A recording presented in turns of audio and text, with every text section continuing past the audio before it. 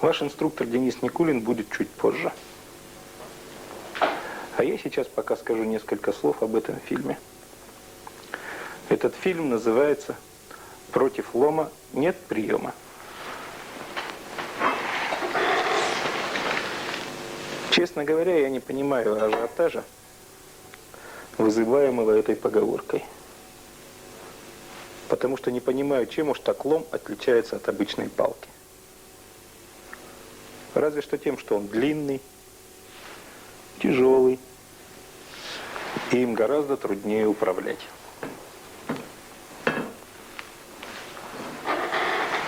Существуют и более опасные виды оружия. И в этом фильме вы увидите длинный шест, милицейскую дубинку, саперную лопатку и короткую палку, цепь и нунчаки. Ну и, конечно, лом. Способы защиты от всего этого приблизительно одинаковы. И если вы сможете защищаться от одного, то сможете защищаться и от другого. Лишь защита от нунчак и цепей имеет некоторые особенности. Но они не очень велики, и мы расскажем о них в фильме. Первая часть фильма рассказывает о защите от длинной палки. Это может быть кол, лом, длинный шест, да хоть оглобля. Характерная особенность этого оружия – им управляют двумя руками. Героев, которые могут махать тяжелым ломом одной рукой, не так уж много. Всеобщее заблуждение о том, что от лома трудно защищаться, держится на том, что подавляющее большинство людей представляет себе эту защиту в виде жесткого блока. Между тем, гораздо легче защищаться выходом из плоскости удара или резким сближением с противником. Удар любой палки наиболее опасен на свободном, бьющем конце. Чем ближе вы оказались к противнику в момент удара, тем слабее будет его поражающее действие, даже если удар вас заденет. Если вы сумели сблизиться с противником, то длинная палка в его руках станет для него не только бесполезной, но даже вредной. Потому что подавляющее большинство людей, получив в руки оружие, больше полагается на него, чем на свою способность действовать. А для работы длинной палкой в ближнем бою требуется немалое умение, которым обладают очень немногие.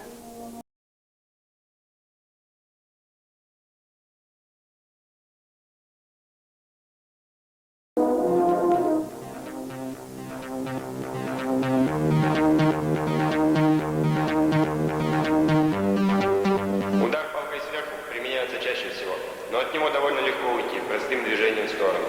Если же вы стоите близко от противника, контратакуйте его на его замахе.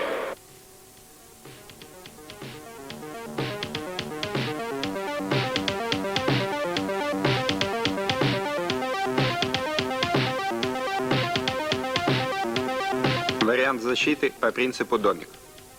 Вытягивая руки вверх, образуем ими скаты крыши, по которым палка по касательной соскальзывает вниз.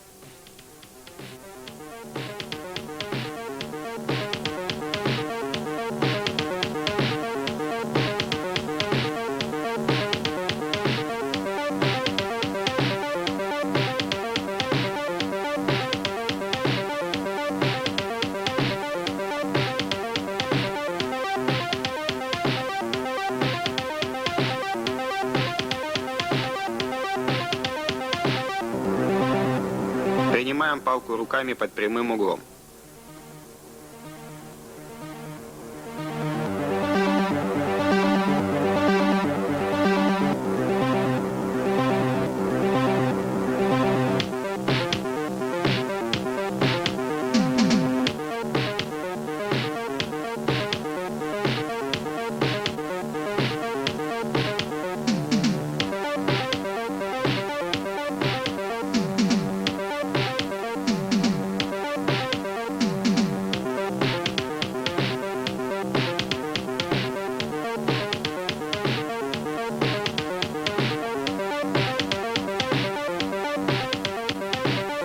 Приняв палку по касательной, обкатываем ее своей рукой и работаем палкой, как рычагом, заваливая атакующего.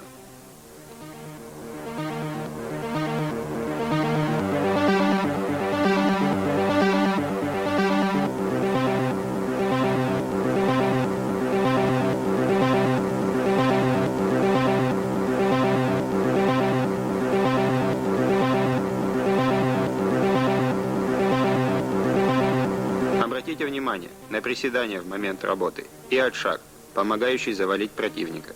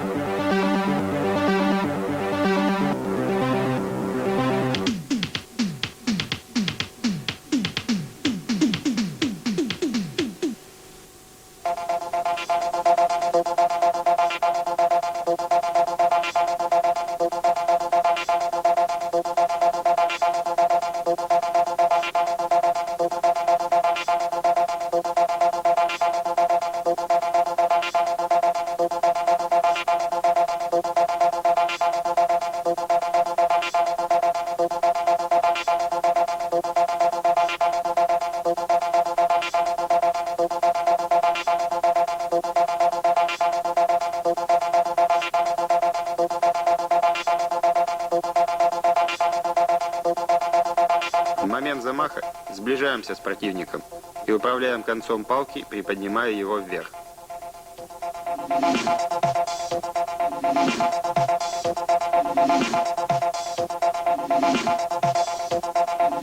Важный момент – уход в сторону с траектории удара.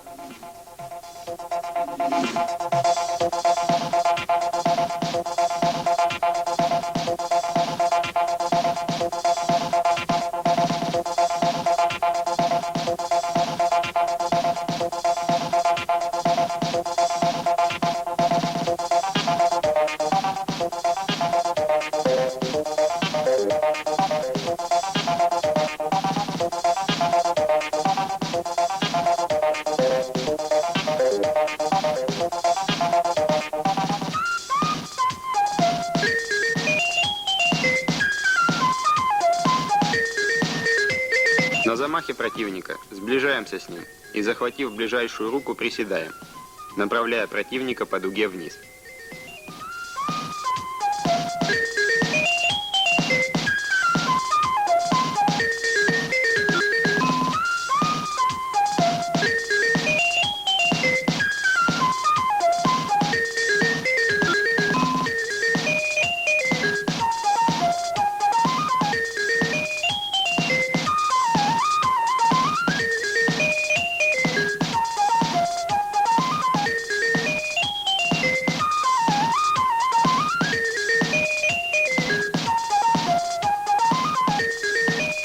Этот же вариант можно выполнять с подбивом ноги противника.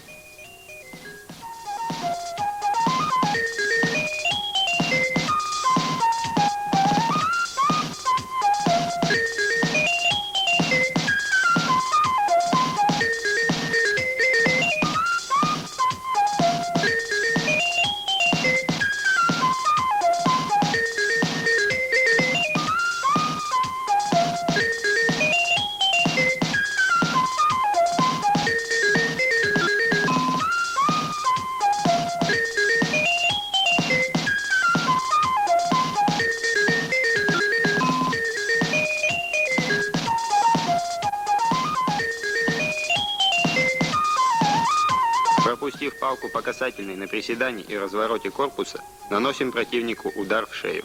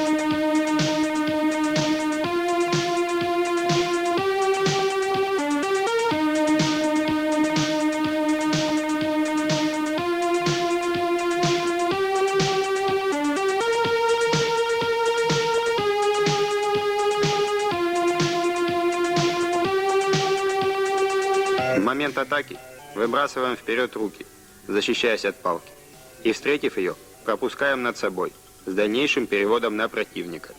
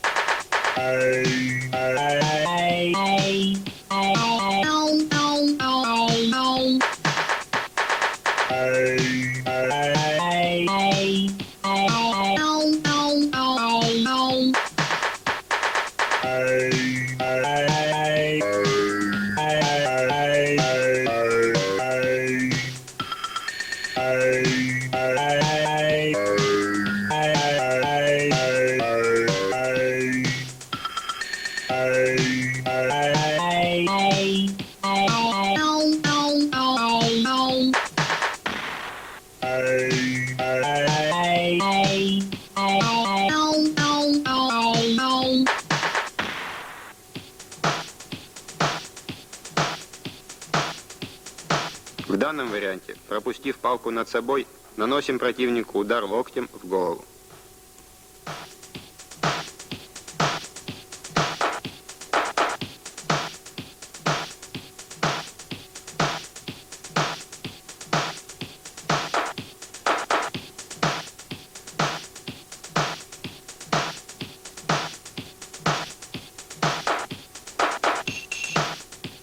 Обратите внимание на приседание в момент пропускания палки над собой.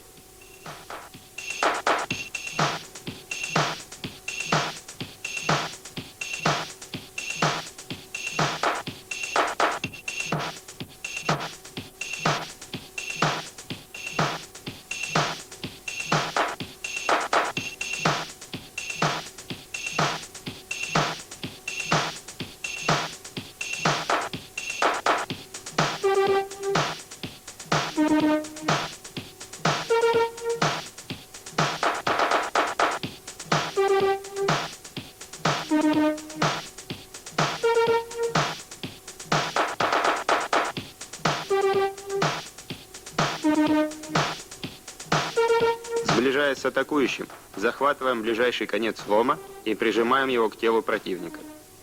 Второй рукой захватываем шею противника и направляем его по спирали вниз.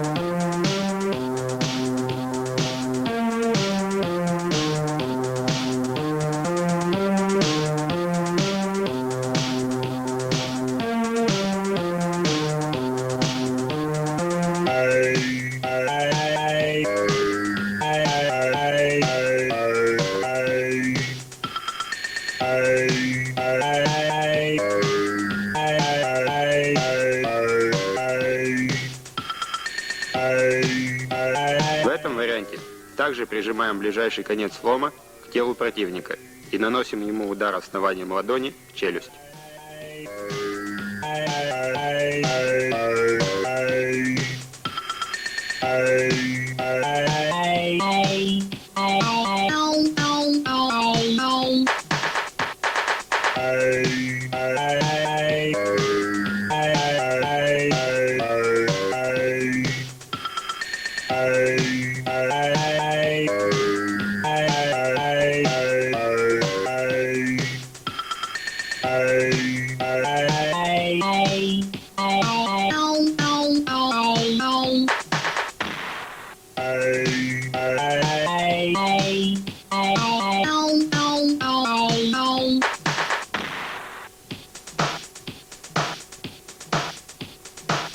более сложный вариант работы, связанный с изменением траектории движения палки и возвратом ее на противника.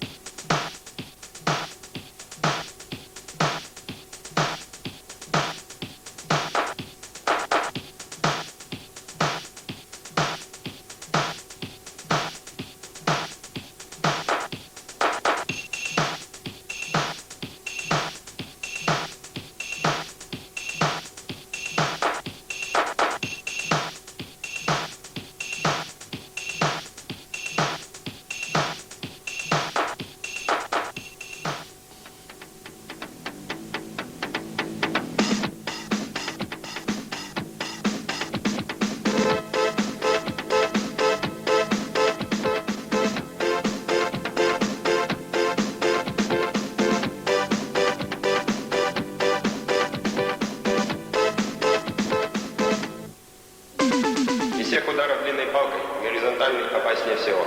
Увернуться от него достаточно трудно, хотя и возможно. Но этот удар имеет ярко выраженный замах, хотя опытный противник может вас бить и без замаха. Лучше всего не выяснять, насколько опытен ваш противник и собирается ли замахиваться. Если вы оказались в опасной для вас зоне, контратакуйте немедленно, не дожидаясь замаха.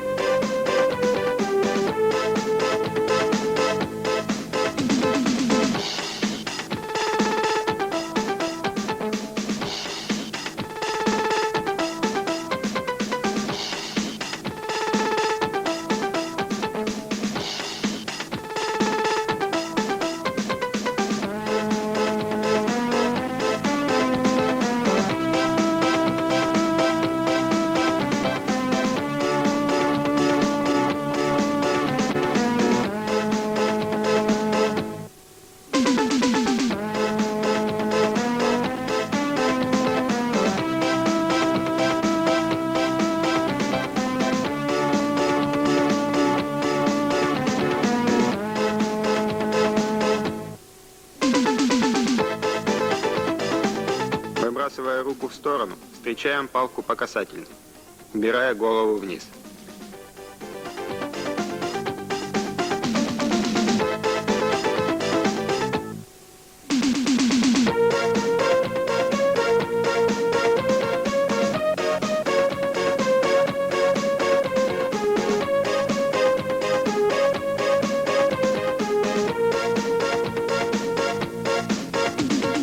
Обратите внимание на приседание в момент встречи палки и последующее движение на противника.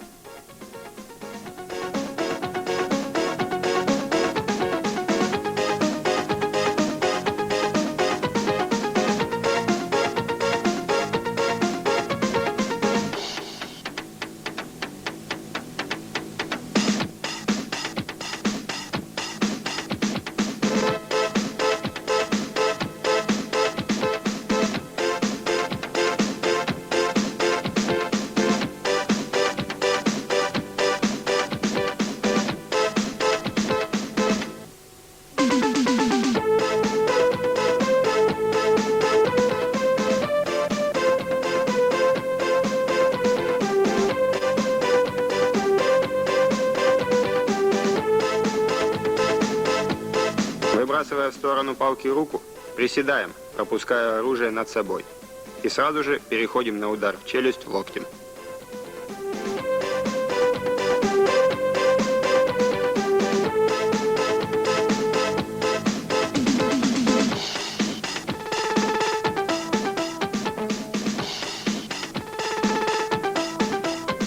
Второй рукой, не прижимающей палку, захватываем руку противника и отбираем оружие.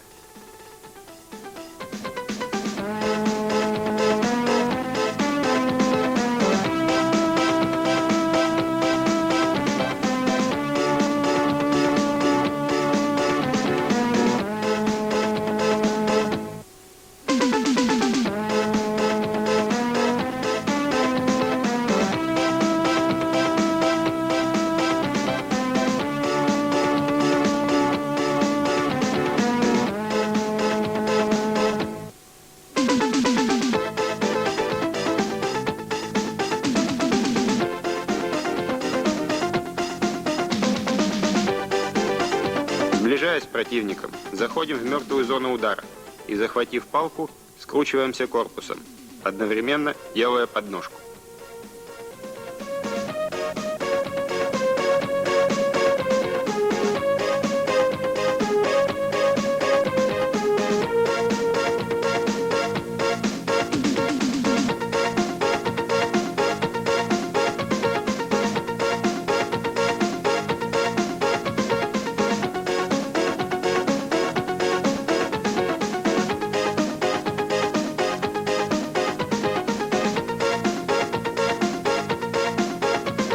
Во время тренировки особое внимание обратите на работу ног.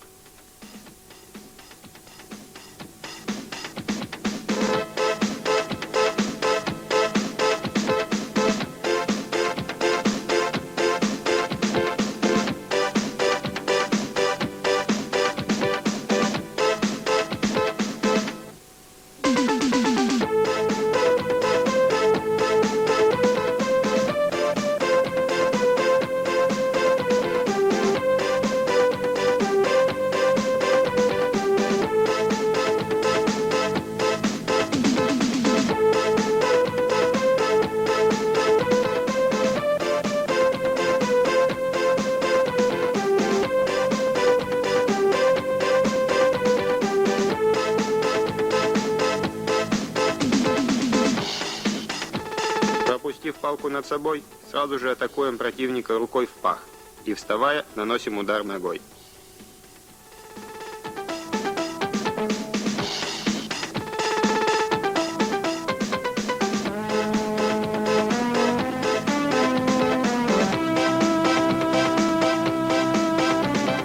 Обратите внимание на подшаг противнику в момент приседания.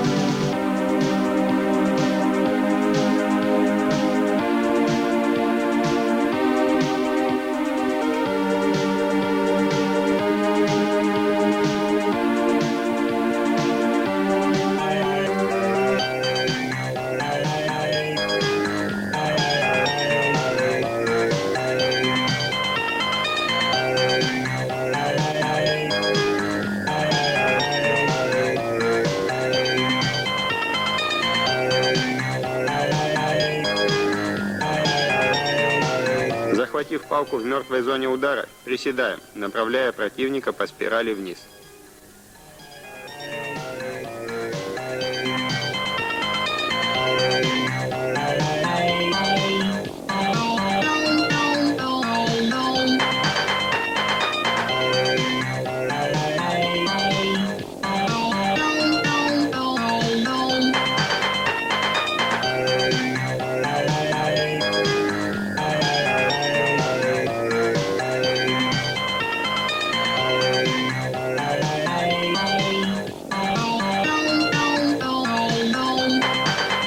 На замахе атакующего сближаемся с ним и захватываем одноименную руку. Вторую руку прижимаем к его локтевому сгибу и, скручивая всем корпусом, делаем рычаг локтевого сустава.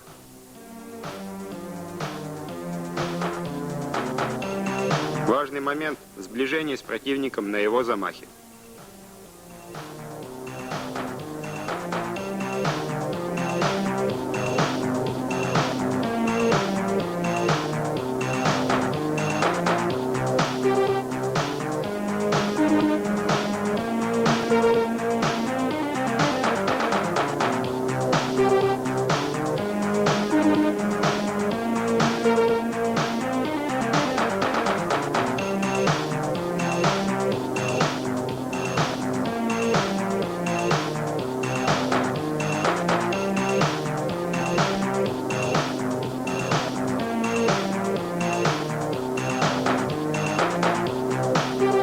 Захватив руку или рукав противника, пропускаем его около себя, встречая другой рукой.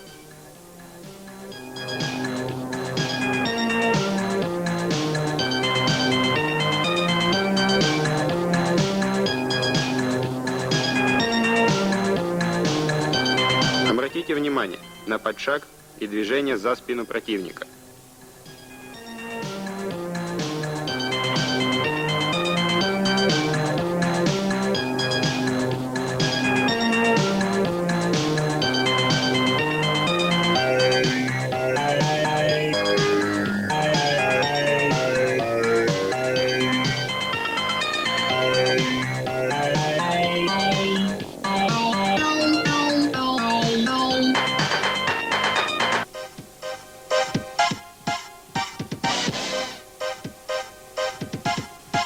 Лом – тяжелое оружие, поэтому, зайдя в мертвую зону удара и законтролировав оружие, просто присядьте, направив лом против самого атакующего.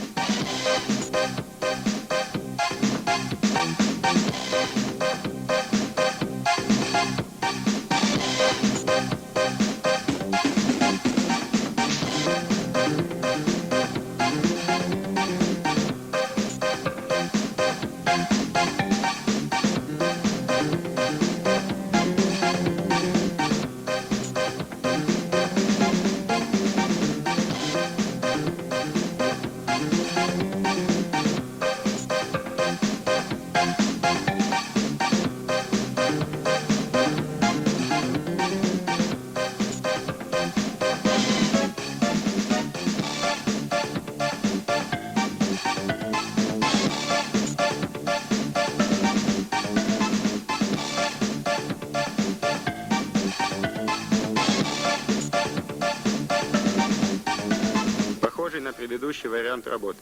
Но здесь вы направляете палку по спирали вниз, выводя тем самым противника из равновесия.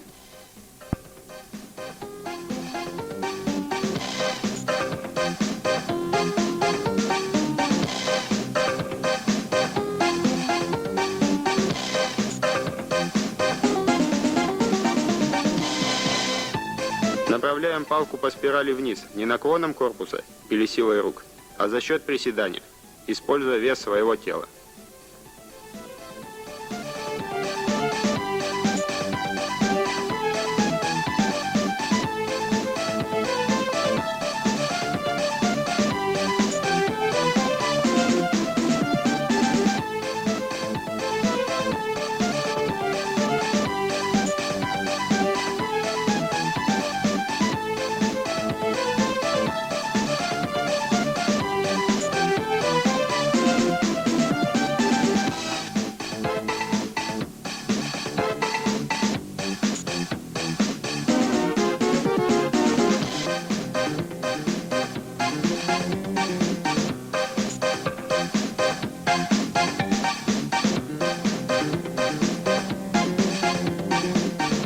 Сблизившись с противником и захватив конец лома, направляем его вверх.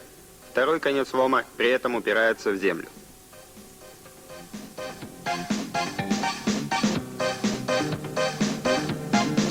Обратите внимание, что уперев лом в землю, мы работаем им как рычагом, нанося удар противнику его же оружием.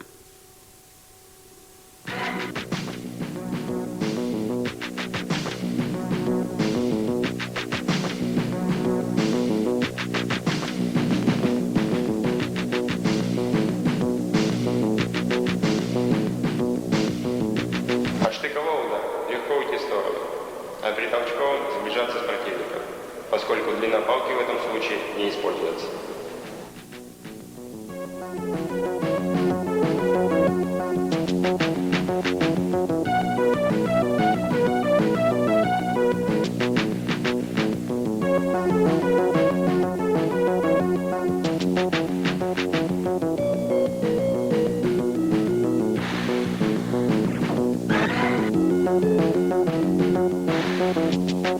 Обратите внимание, как работает рука, встречающая оружие.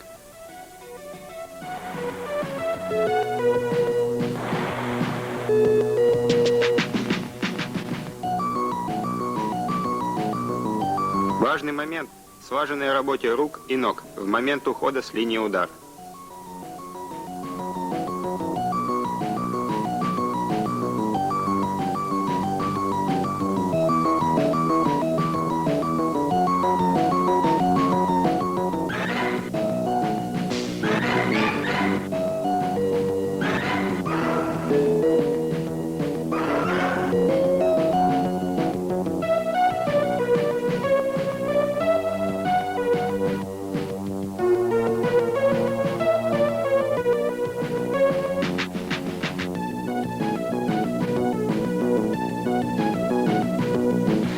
Следующий вариант встречи и перевода оружия на противника.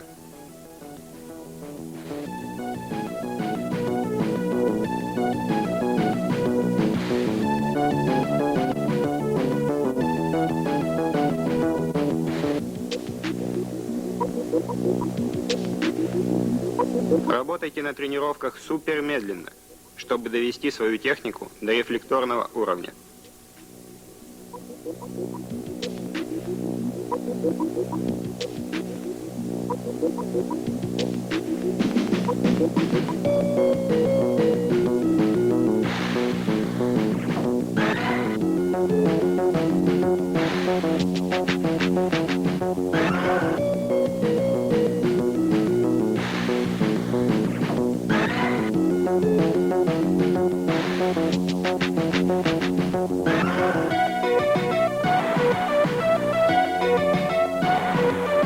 Встречаем оружие и, скручиваясь корпусом, уходим с линии удара с немедленным сближением и атакой противника.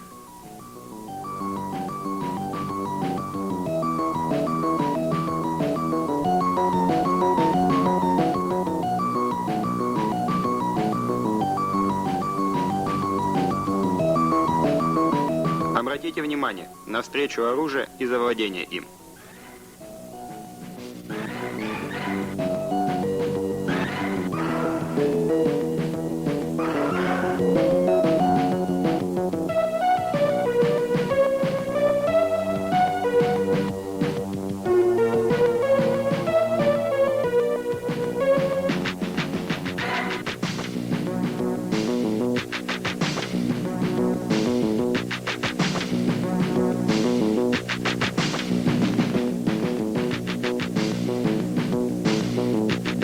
Встречая оружие своим предплечьем, передаем его второй руке и атакуем противника ударом в челюсть, отбирая оружие.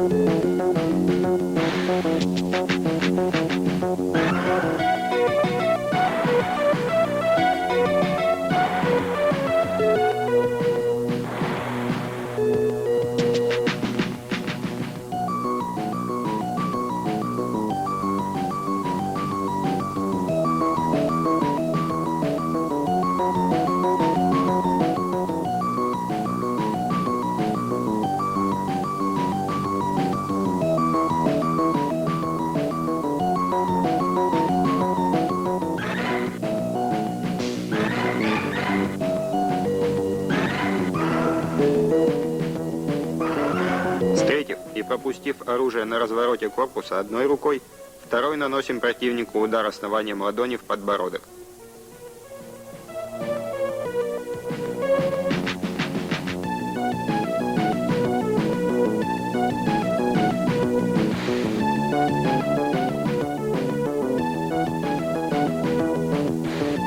Важный момент – убирание корпуса с линии атаки и немедленном сближении с противником.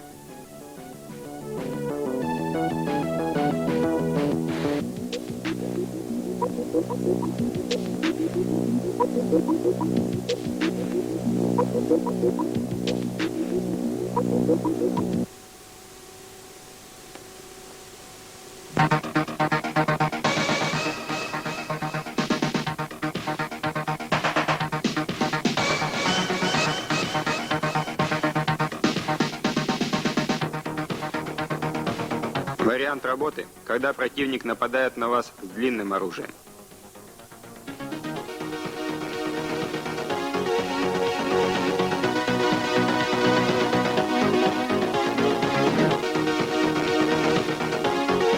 Уперев на приседании конец палки в землю, пропускаем противника около себя, на его движение.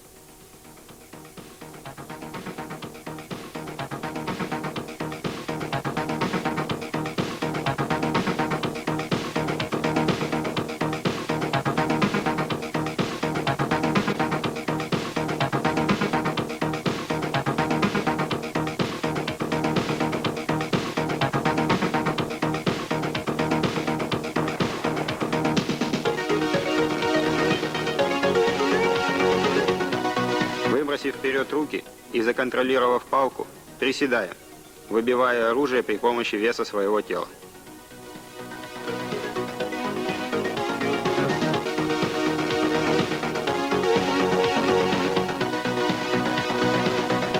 Обратите внимание на немедленную серию ударов после выбивания оружия.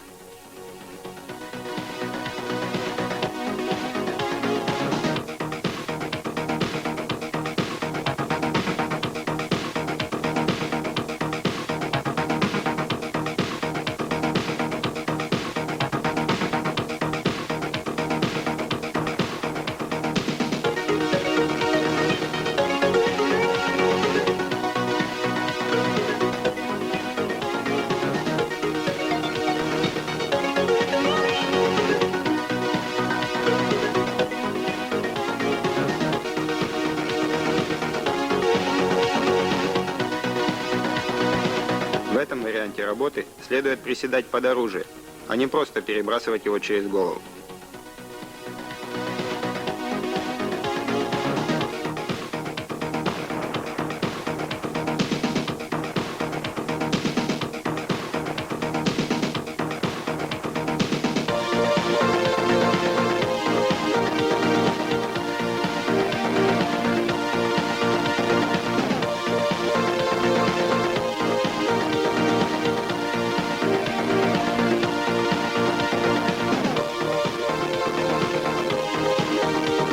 Когда противник еще не наносит удар, сближаемся с ним, захватывая оружие. И на развороте корпуса работаем ломом как веслом.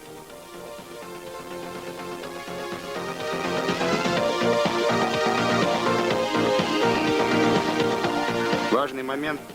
Сближаться с противником нужно тогда, когда он только готовится нанести удар, а не когда удар уже пошел в вас.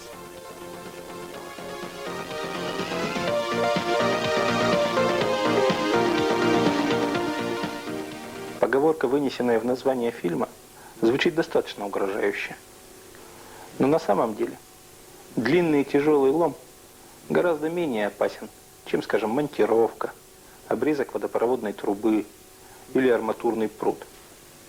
Просто потому, что этими короткими и относительно легкими предметами можно действовать одной рукой, и значит более разнообразно. К этому же классу оружия можно отнести милицейскую дубинку, саперную лопатку или просто любую короткую палку. Короткая палка опаснее в ближнем бою, потому что ее можно использовать для всякого рода толчковых, тычковых, штыковых ударов, использовать для различных захватов, заломов и зацепов. Конечно, специалистов, профессионально владеющих короткой палкой, тоже не так уж много. Но все же, встретить такого противника шансов гораздо больше, чем специалиста, владеющего длинным шестом. Способы защиты от удара короткой палкой практически не отличаются от способов защиты от удара палкой длинной. Разница лишь в том, что, как правило, короткую палку держат одной рукой, и часто это облегчает сближение и противодействие.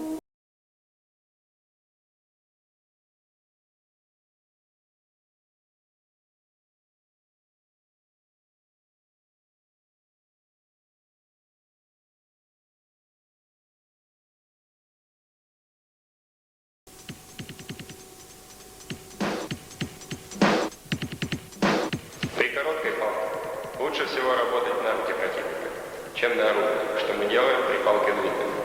Причем работать можно как на вооруженную руку, так и на свободную.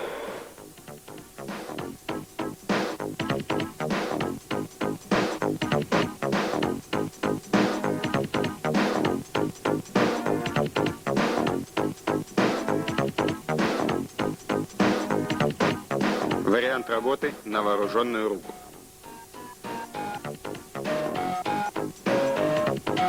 Захватив атакующую руку, заносим свой локоть над локтем противника и производим подлом локтевого сустава.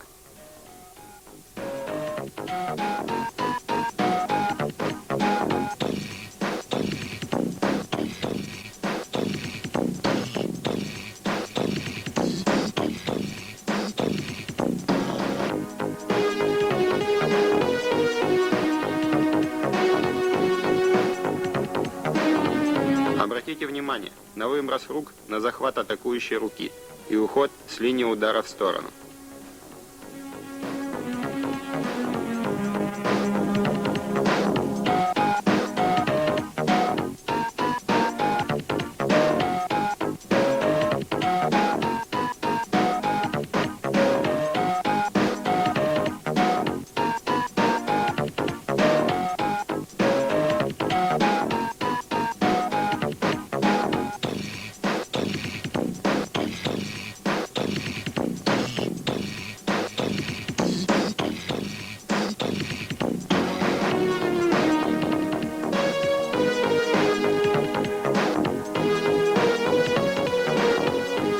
Варианты выбивания и отбора оружия.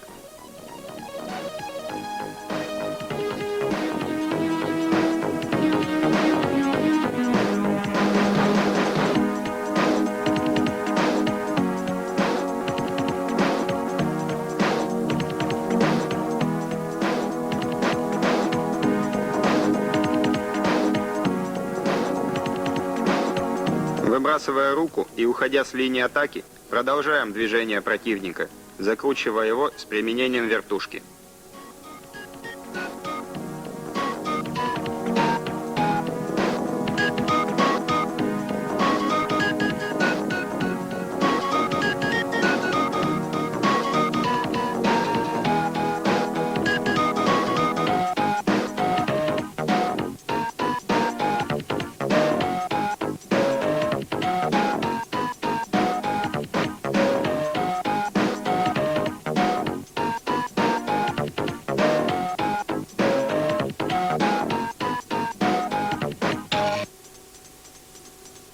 Работа болевым на локоть противника. С другого варианта удара дубинкой.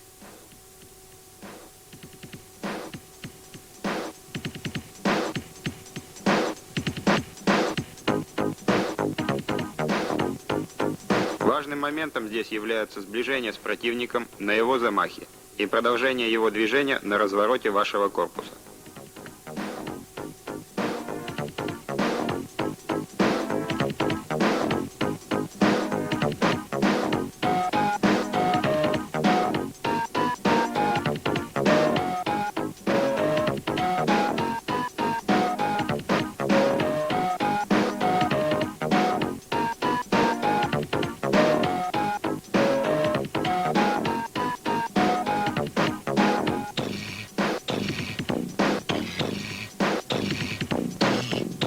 На замахе противника прижимаем его локоть к его телу, нанося второй рукой удар в голову.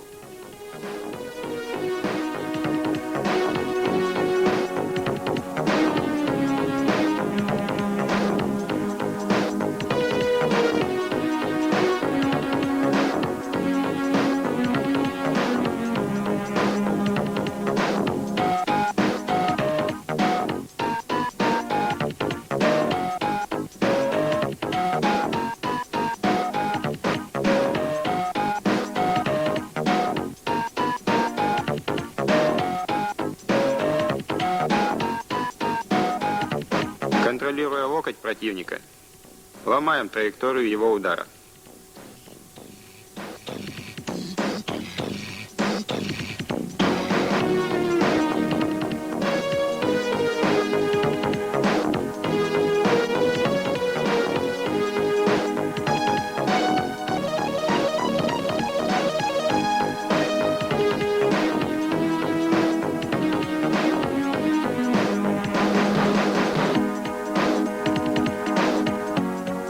Вариант работы на невооруженную руку.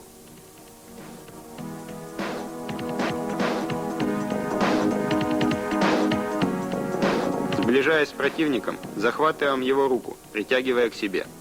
Второй рукой в противоход наносим ударное воздействие в горло или подбородок противнику.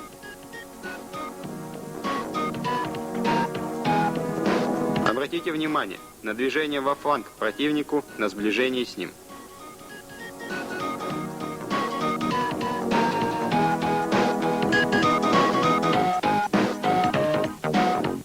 Важный момент – сокращение дистанции с нападающим противником на его замахе.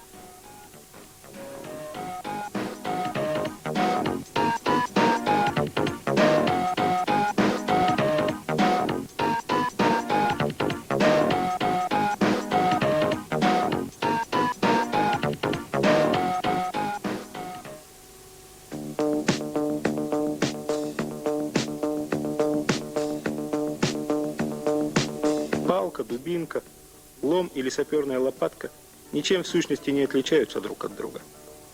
Это просто мертвые предметы, которые не опасны для вас. Опасен противник. Если хотите научиться драться всерьез, изобретайте и моделируйте различные ситуации. Помните, оружие всего лишь продолжение ваших рук. Не стремитесь повторить прием точно так, как его делаю я или Денис. Помните лишь основной рисунок, принципы действия и приспосабливайте его под себя.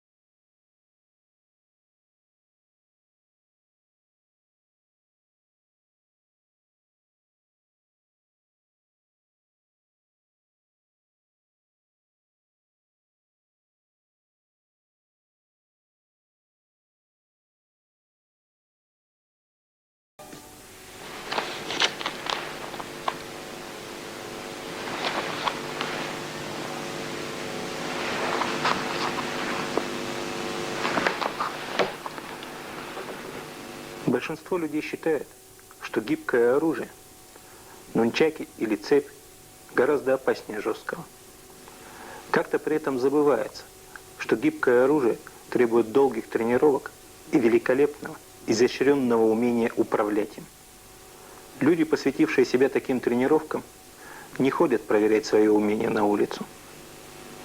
Но если уж вы увидели в руках своего противника нунчаки или цепь, то это значит, что он считает себя достаточно крутым, чтобы владеть ими, и уже поэтому опасен. В ближнем бою гибкое оружие еще более уязвимо, чем длинная палка. Для нанесения по-настоящему эффективного удара требуется достаточно большая дистанция. Для хорошего удара цепь или ударную часть нунчак нужно разогнать до очень высокой скорости. Если вы сумели прорваться к своему противнику вплотную, эти условия становятся невыполнимы.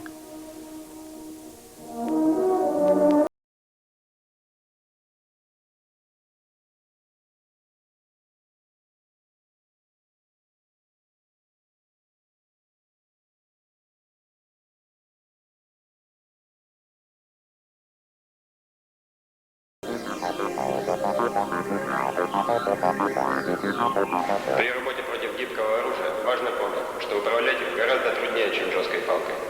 Если удар начался, то изменить его траекторию практически невозможно.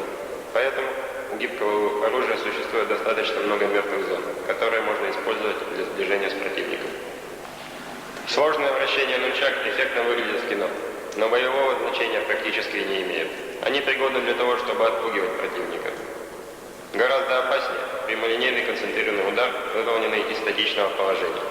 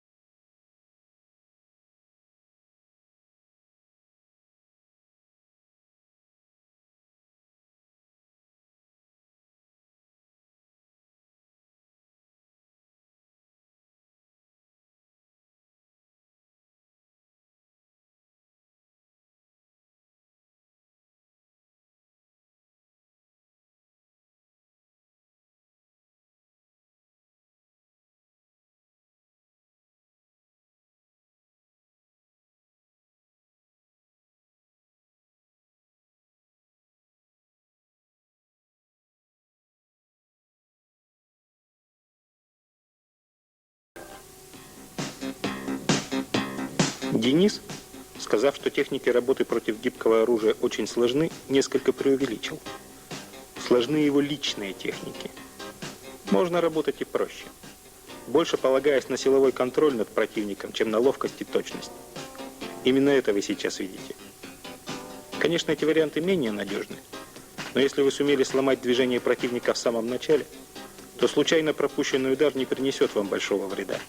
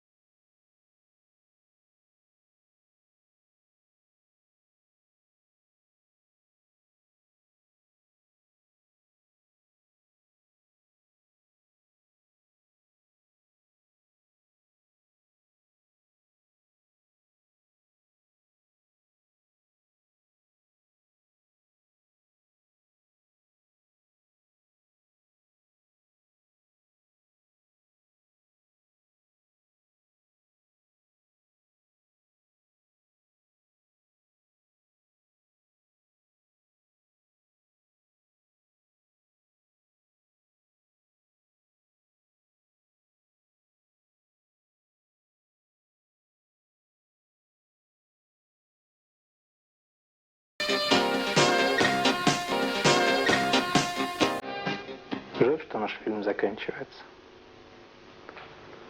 Палка против палки, палка против шеста и шест против палки. Милицейская дубинка против нунчак или ножа. Саперная лопатка против автомата и автомат против саперной лопатки. Штыковой бой. Все это грани одной темы, которую в часовой фильм не уложить. В этом фильме мы старались показать, что защита от схожих видов оружия может быть универсальна. Одним и тем же способом можно отражать нападение шестом или палкой, ломом или милицейской дубинкой, саперной лопаткой или нунчаками. Мы старались показать, что гораздо легче не дать противнику воспользоваться преимуществами его оружия, чем потом отражать действия этого оружия. Слишком часто в бою человек полагается на предмет, который он держит в руках, забывая, что секрет победы не в оружии. Секрет победы в нас самих. Побеждать может каждый.